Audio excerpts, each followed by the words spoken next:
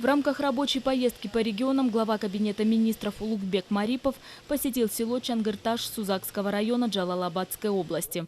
Было отмечено, что в результате продолжительных проливных дождей произошел прорыв дамбы, вследствие чего были затоплены жилые дома, больница, школа, а также детский сад, находящийся на территории села.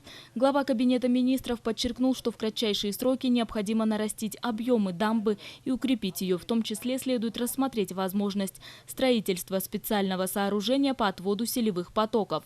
После обхода пострадавших дворов глава Кабинета министров встретился с жителями села, где ответил на интересующие их вопросы.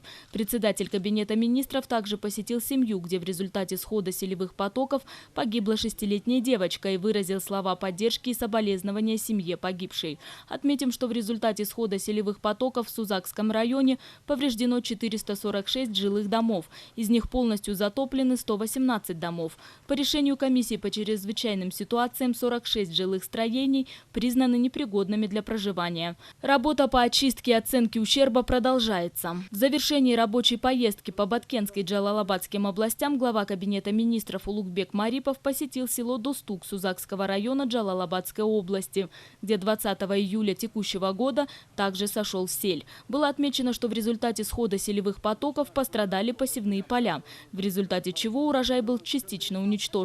Глава Кабинета министров подчеркнул, что после оценки ущерба всем пострадавшим будет оказана необходимая помощь.